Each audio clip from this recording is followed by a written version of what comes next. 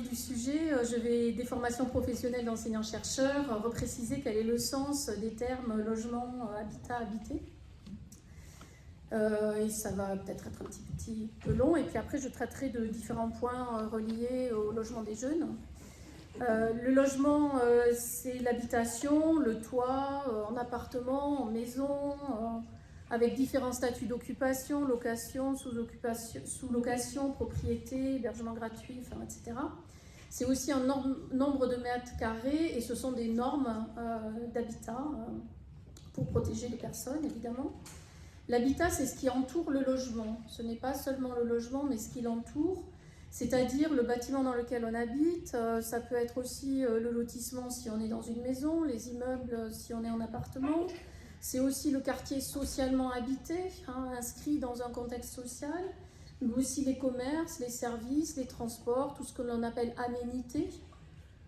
Et aussi, et de plus en plus sans doute à l'avenir, l'environnement naturel, qui sera présent dans nos vies et qui l'est sans doute pour certains.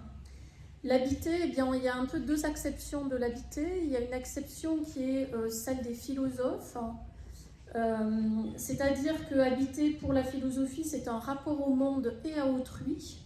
Ce n'est pas simplement des mètres carrés, on ne parle pas de mètres carrés, mais vraiment du rapport aux autres, la sociabilité notamment, du rapport aussi à la nature, et aussi la poésie qui s'en dégage, et donc un rapport aux émotions quand même, parce que quand on habite, eh bien, on regarde par sa fenêtre, on aménage son espace intérieur, et il n'y a pas que être dans des mètres carrés avec un toit, c'est plus que ça, habiter.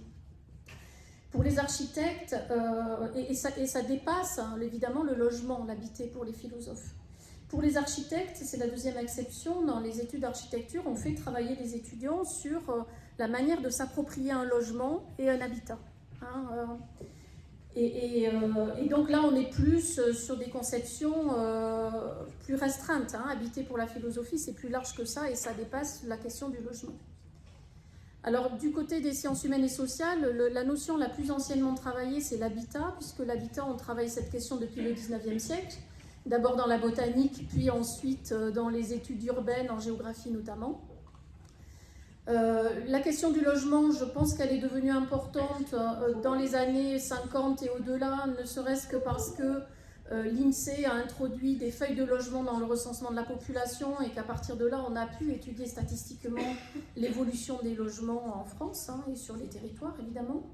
Et puis la question de l'habiter, elle est plutôt, je la daterai plutôt des années 2000, dans le monde académique, et puis elle va ensuite percoler dans d'autres mondes, même si la notion elle-même, travaillée par Heidegger, c'est 1960, par le philosophe Heidegger. Voilà, c'est bien plus ancien, mais le temps que ça soit approprié par différentes disciplines, puis ensuite que ça sorte de l'université, évidemment, il faut un peu plus de temps.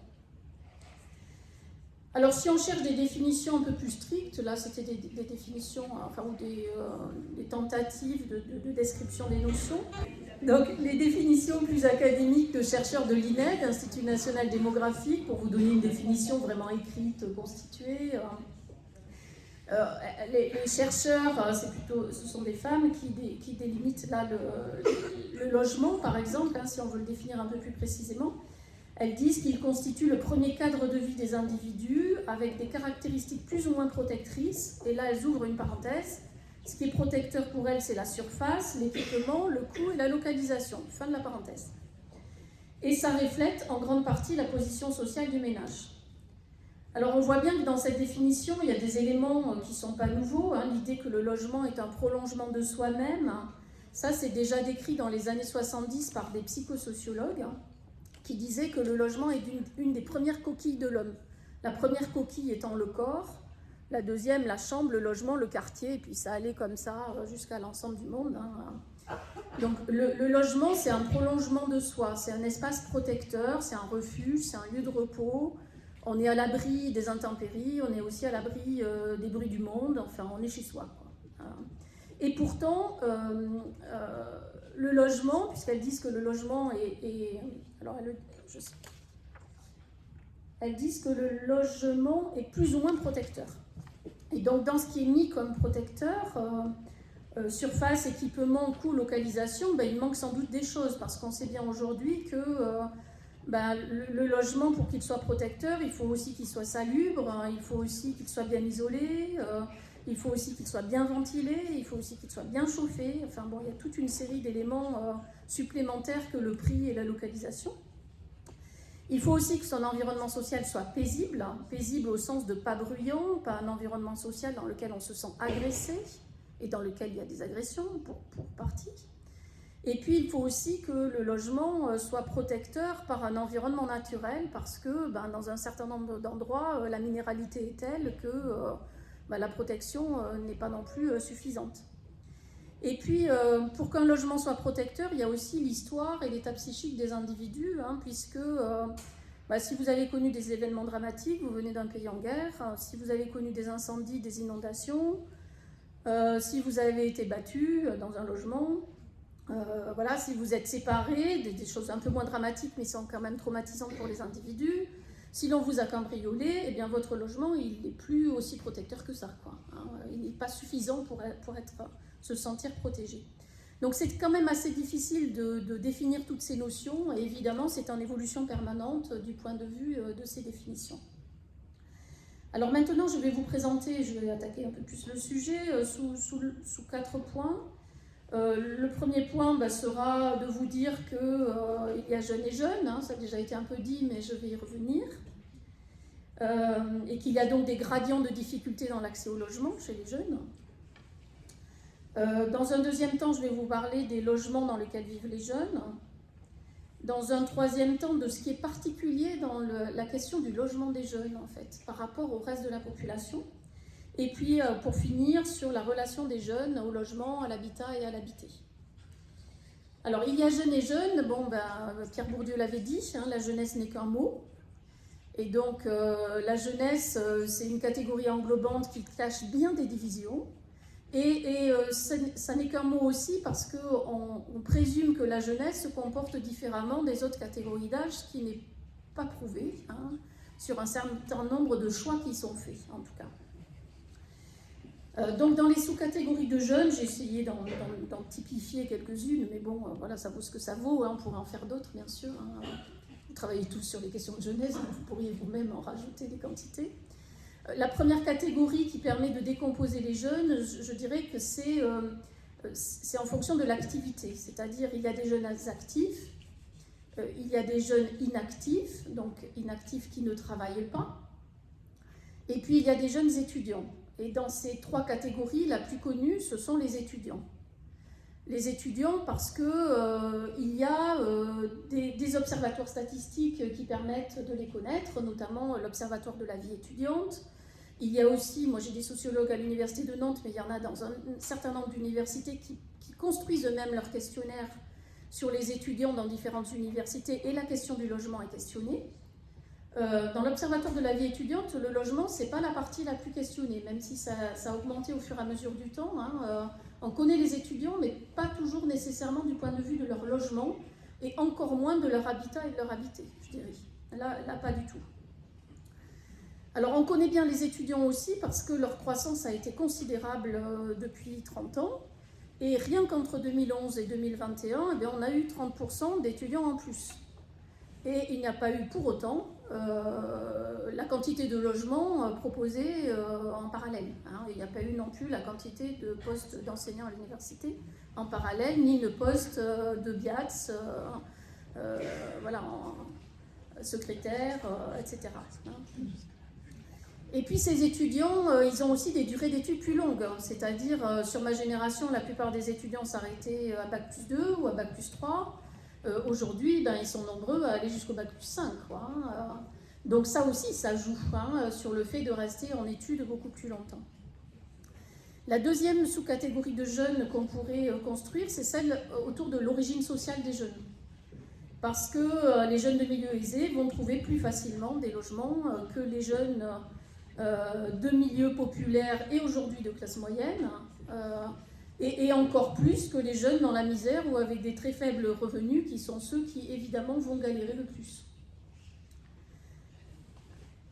Donc l'origine sociale, c'est quelque chose d'important et on sait bien que massivement les enfants de cadres font des études supérieures, tandis que les enfants d'employés et d'ouvriers, eh bien c'est beaucoup moins le cas. Hein. Alors on pourrait faire une troisième sous-catégorie selon les âges de la jeunesse, puisque on est jeune à moins de 18 ans, on est jeune à 18-24 ans et on est jeune à 25-29 ans, pour prendre trois catégories, mais on pourrait en trouver d'autres éventuellement. Et ce ne sont pas les mêmes jeunes, évidemment, selon ces catégories d'âge, on n'est pas le même. Hein. Donc dans les deux premières catégories, les moins de 18 ans et les 18-24 ans, les parents financent encore très fortement, alors massivement à moins de 18 ans, encore très fortement entre 18 et 24 ans, souvent entre 18 et 21 ans, les parents participent entièrement au logement et puis progressivement les jeunes travaillent et participent à financer aussi leur logement aux côtés de l'argent, à côté de l'argent que leurs parents leur donnent.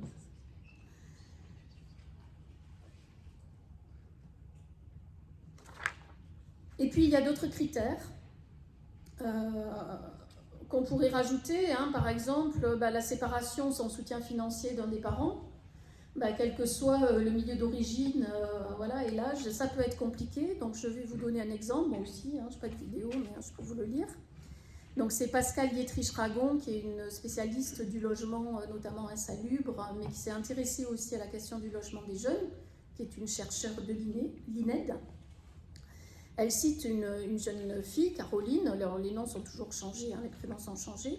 Donc Caroline, sa mère est employée de mairie, son père est cadre dans les télécommunications, mais suite à un divorce conflictuel, le père, qu'elle ne voit plus depuis plusieurs années, ne verse pas de pension alimentaire et attaque son ex-femme en procès, bon c'est autre chose, mais problème financier dans la famille, et donc Caroline, elle ne peut pas décohabiter, et donc vous verrez par la suite que ça lui pose des problèmes. Donc ce qui est sûr, c'est que le choix du logement ne s'opère pas de la même manière selon les catégories sociales, selon les catégories d'âge, selon les catégories d'activité. Et ça pose des problèmes. Alors on pourrait se dire comme ça que être logé chez ses parents, c'est pas si mal, parce que on a un toit, on a accès souvent à un minimum de confort, enfin des choses comme ça.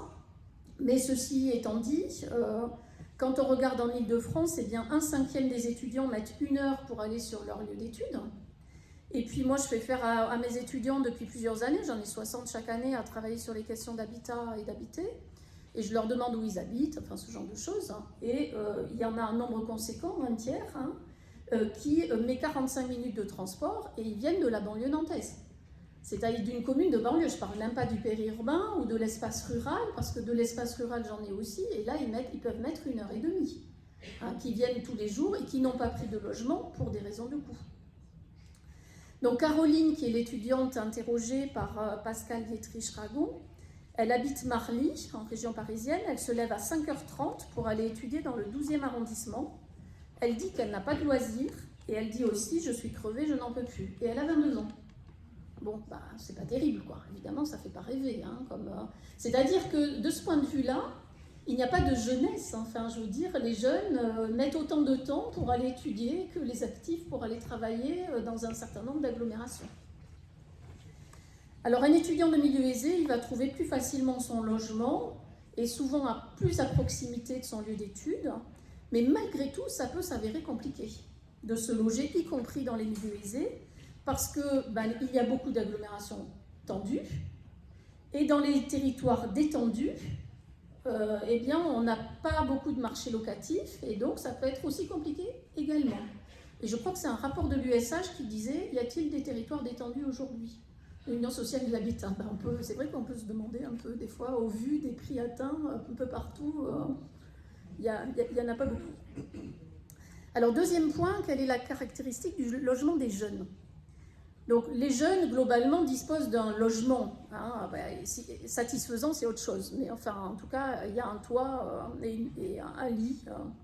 Sauf pour les jeunes sans-abri, qui était une catégorie inexistante, en tout cas du temps de mes études. Des étudiants qui logeaient dans leur voiture. J'en ai connu, moi, quand j'étais étudiante. Je suis plus proche de la soixantaine que de la vingtaine.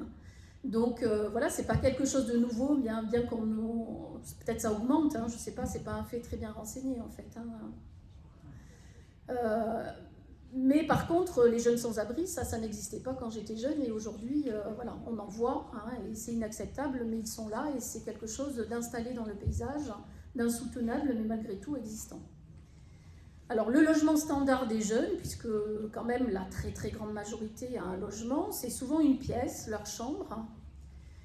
Et cette chambre, et dans la chambre, c'est le lit, évidemment, parfois les jeunes n'ont qu'un lit parce que le logement, la pièce peut être partagée avec leurs frères et sœurs, par exemple, et ça, il y a aussi des cas, hein, cela existe. Ils peuvent aussi avoir plusieurs chambres si les parents sont séparés, c'est-à-dire plusieurs lieux. Voilà, et beaucoup de jeunes vivent chez leurs parents, donc disposent, on peut dire, au moins d'une chambre, ou d'une pièce entière, ou d'une partie de pièce chez leurs parents.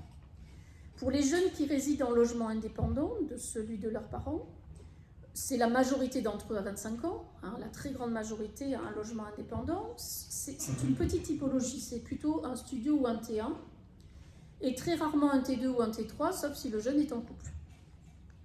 Et puis dans le secteur privé du logement, on trouve aussi des colocations, des sous-locations, des chambres chez l'habitant à des prix élevés.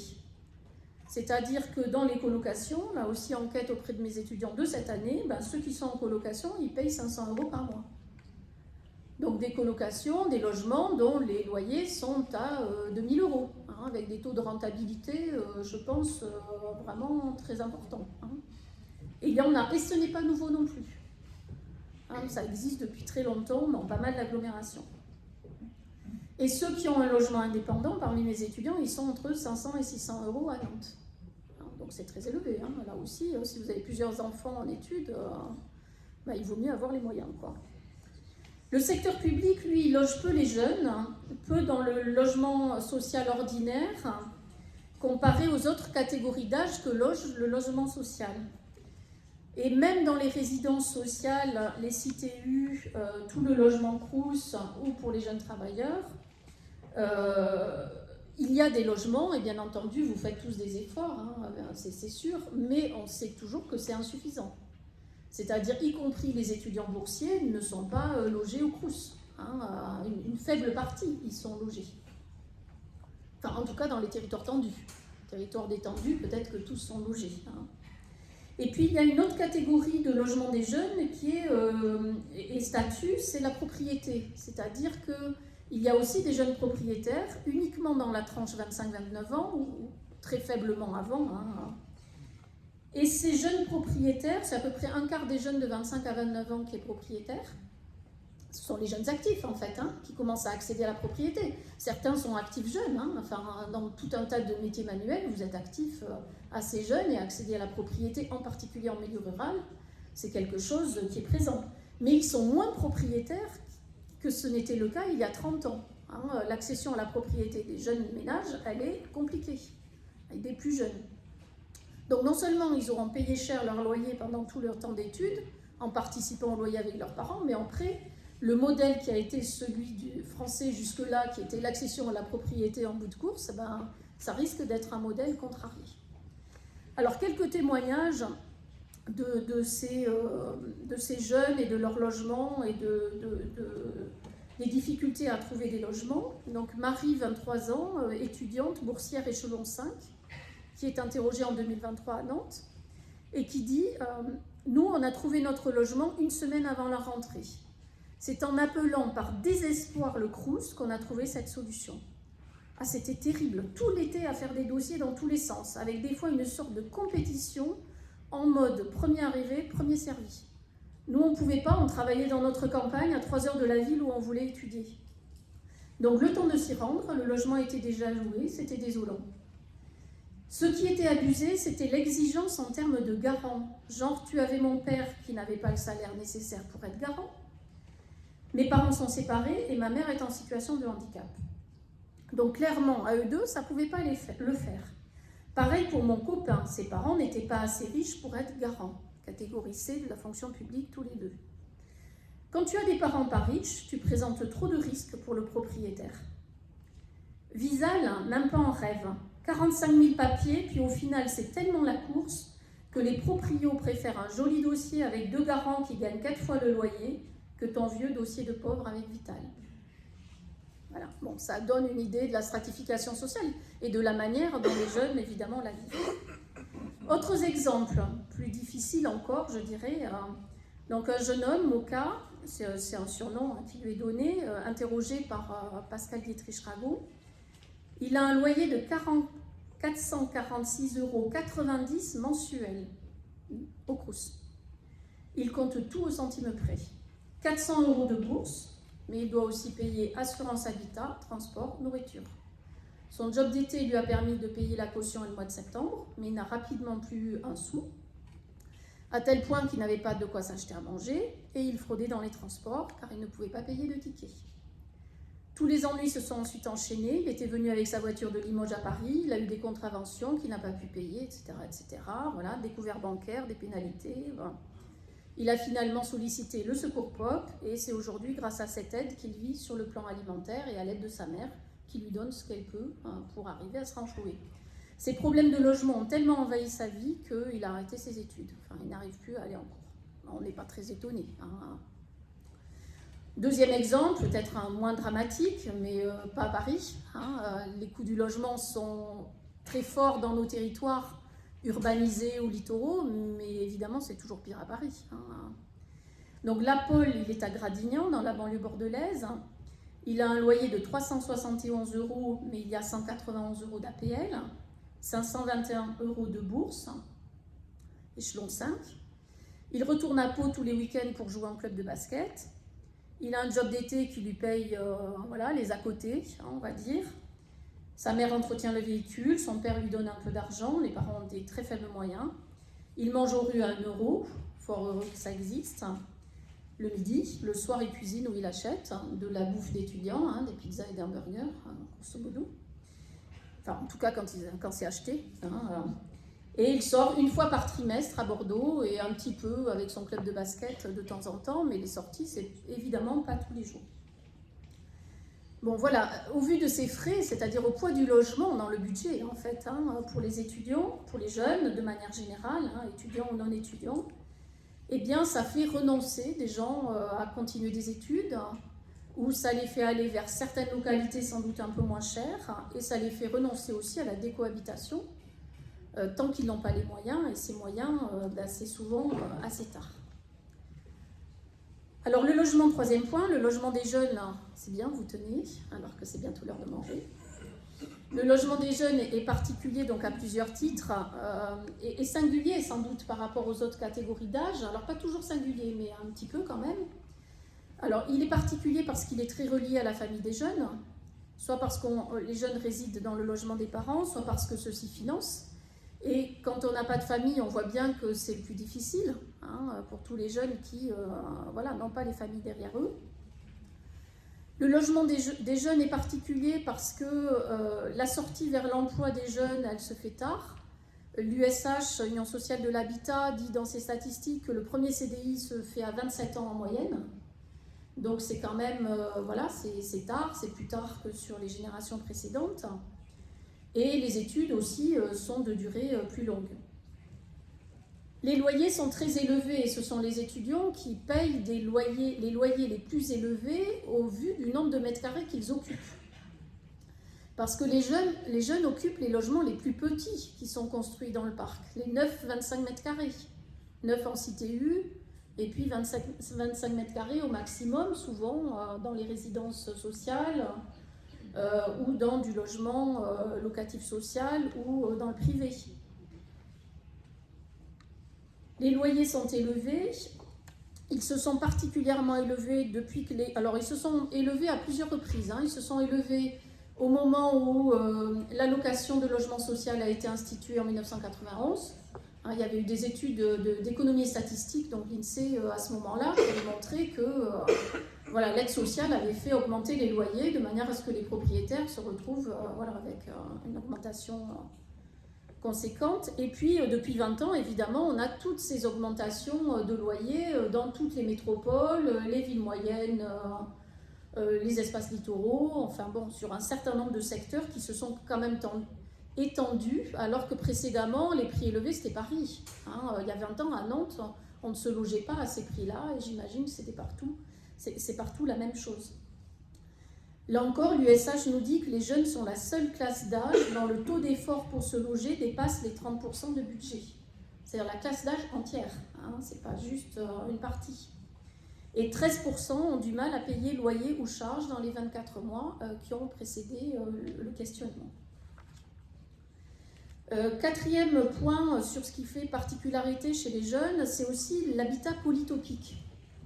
Donc poly plusieurs, topique c'est topos, le lieu. Hein, on habite dans plusieurs lieux. Et ça encore plus depuis que les stages se sont généralisés dans les formations. Maintenant, les stages sont obligatoires. Et chaque fois que j'entends que les stages vont être obligatoires en licence, moi je me dis ah, mais non, ça va être compliqué. Enfin, comment les jeunes vont arriver à trouver autant de stages, enfin, comment toutes les structures vont pouvoir accueillir autant de stages. Enfin, bon. Et puis depuis quelques années, c'est l'apprentissage. L'apprentissage a énormément augmenté chez les jeunes adultes.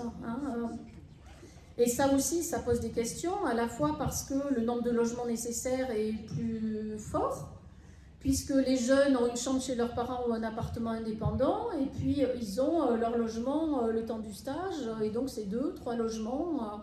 Alors ils ne sont pas les seuls à vivre cette situation, il y a aussi plein de personnes âgées qui ont un habitat polytopique, hein, de retraités qui ont plusieurs maisons, on en connaît, des actifs qui ont un logement de couple, et puis l'un travaille ailleurs et a aussi un logement, paye un logement ailleurs, ça existe pour d'autres catégories d'âge. Mais chez les jeunes, c'est devenu vraiment assez important. Et puis, dernière raison qui fait que le public jeune est particulier, c'est aussi parce que les acteurs du logement sont spécifiques. Et on dit bien dans les PLH que c'est un public spécifique. Spécifique pourquoi ? Parce que les modes de financement sont spécifiques pour ce logement des jeunes, notamment dans le logement social. Et puis c'est aussi parce que c'est un héritage, l'héritage d'une époque où l'autonomie des jeunes était nouvelle, où leur décohabitation vers la grande ville nécessitait qu'on mette en place des logements qui leur soient adressés sous la forme de dortoirs à l'époque. Mais voilà, il y avait le Crous, les FJT, ce sont des mouvements qui sont nés aussi de cette époque où il y avait décohabitation des jeunes, et cette décohabitation, elle était vue comme un grand progrès. Hein, c'était quelque chose d'important et c'était un accompagnement de ces jeunes-là. Alors je terminerai sur le rapport des jeunes au logement, à l'habitat et à l'habité, pour dire que le logement des jeunes, il peut être approprié quel que soit le type de logement. Enfin, pas trop insalubre quand même, hein, mais... c'est-à-dire que même si on vit dans une petite pièce, 9 mètres carrés au Crous, hein, qui sont les logements des CTU anciennes, eh bien on voit une appropriation par des coussins, des plantes, alors 9 mètres carrés ou 25 mètres carrés, hein, puisque c'est les gammes de logement des jeunes. Nous, on demande à nos étudiants de nous faire un dossier sur l'habité, on leur demande de prendre en photo ce qu'ils ont à leur fenêtre, hein, prendre en photo leurs fenêtres, pour voir leur environnement un petit peu de logement. Eh bien, et on va avoir un chat à la fenêtre, donc l'animal est présent aussi, il y a des posters, il y a des photos. J'ai un étudiant polynésien cette année, il dit qu'il amène la Bible familiale dans tous ses logements. Il n'est pas croyant, mais c'est un élément de son identité familiale, et donc il la trimballe, voilà. Et tout ça, ce sont des éléments d'appropriation, c'est de l'habiter, au sens des architectes, hein, mais aussi au sens des philosophes, parce que derrière, il y a autre chose, hein, il y a une mémoire familiale, il y a toute une série de choses qui sont présentes. Donc les jeunes peuvent être attachés à leur logement, même si ils y passent peu de temps, enfin ils ne vont pas y rester 10 ans, hein, mais ils sont attachés à ce logement, ils peuvent l'habiter en poète. Le nombre de couchers de soleil qu'on a sur nos photos de fenêtres sont importants, l'intérieur du logement n'est peut-être pas hyper qualitatif, mais il y a cette vue dégagée, le coucher de soleil, et ça nous nourrit aussi, et les jeunes comme nous. Hein. Voilà, l'habitat, par contre, il est moins facilement appropriable parce que la localisation des logements, elle est rarement choisie par les jeunes. Hein. Alors, on n'a pas le choix souvent sur le marché du logement, on prend ce qui est là, et ce d'autant plus qu'on a des faibles ressources.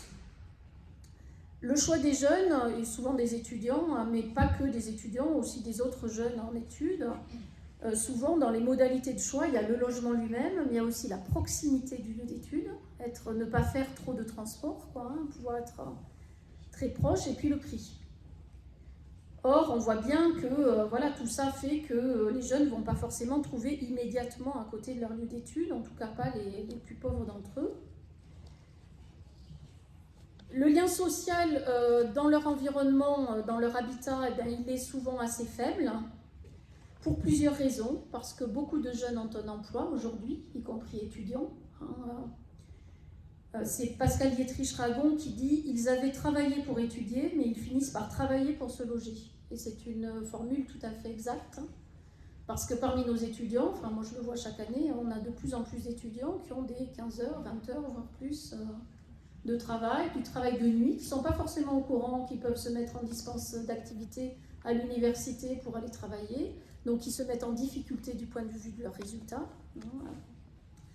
Et puis vient se rajouter, donc ils ont un travail alimentaire, un travail universitaire à faire, et par ailleurs les liens sociaux sont ce qu'ils sont aujourd'hui, c'est-à-dire qu'ils investissent le numérique, et donc eh ben, ils restent en contact avec leurs copains, leurs familles, etc., mais pas forcément avec leurs voisins de résidence, d'immeubles, de quartiers, voilà, c'est moins présent, c'est aussi pas très présent nécessairement dans l'ensemble de la population. L'habitat polytopique, il s'est généralisé et ça permet aussi aux jeunes, enfin il y a une manière de vivre cet habitat polytopique parce qu'on voit bien que ce qui est mis en avant, c'est la connexion internet, le smartphone, l'ordi, la couette, le lit. Et ça, on peut, pas le lit, mais tout le reste, on peut le transporter un petit peu partout et on peut refaire son petit monde. Donc les jeunes habitent quand même beaucoup plus un logement qu'un village, une ville. Je sais bien que vous allez appeler à ce qu'ils le vivent, mais la réalité c'est que c'est quand même pas très présent. Un quartier, alors que pour le reste de la population, quand on choisit son logement, ben, le choix du quartier il est important, notamment parce qu'il signe un positionnement social, mais aussi une revente, mais aussi parce qu'il y a des commerces, des services, des transports. Du point de vue de l'habitat étudiant, il y a aussi cette vie étudiante au sens ancien du terme, enfin ancien de mon côté, de ma génération en tout cas on va dire. C'est-à-dire les sorties dans les bars, sortir le soir, voilà, rencontrer beaucoup ses pairs. Et ben c'est plus le modèle total de la vie des jeunes. Et ça, moi je l'avais déjà remarqué en faisant des enquêtes au milieu des années 2000 pour le Conseil de développement de Nantes Métropole. On avait fait un atlas des jeunes dans la ville. C'est-à-dire qu'il y a une partie des jeunes qu'on avait interrogés qui ne sortaient pas. Hein, et aujourd'hui encore, une partie des jeunes que j'interroge ne sortent pas. Parce que soit c'est l'absence de goût pour ça, hein, voilà, on préfère rester chez soi dans son cocon plutôt que d'aller dans les cafés ou dans la rue, enfin voilà, discuter avec d'autres. Hein. Mais aussi parce que ça a un coût et que voilà, faire la fête, sortir, ça coûte. Hein,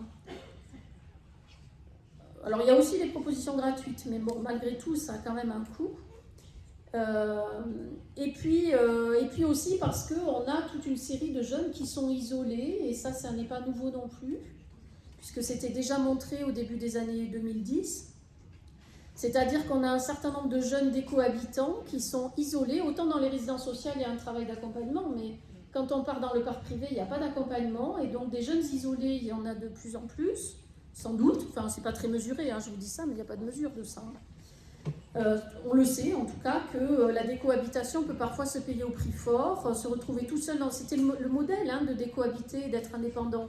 Mais être indépendant, c'est se retrouver tout seul dans son logement, et c'est pas facile à vivre pour tous les jeunes, hein, ça peut être compliqué à vivre.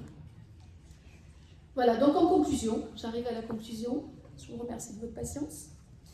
La décohabitation, elle est difficile aujourd'hui du fait des prix et de la mise en concurrence des jeunes avec d'autres ménages, hein, les jeunes actifs, enfin des jeunes étudiants ou non actifs avec les jeunes actifs, mais aussi avec les ménages qui se séparent. Hein. Enfin bon, voilà, il y a un certain nombre de concurrences sur le marché du logement. Bah, le Airbnb aussi, évidemment, j'en parle pas, mais c'est vrai que ça a pris tellement d'importance.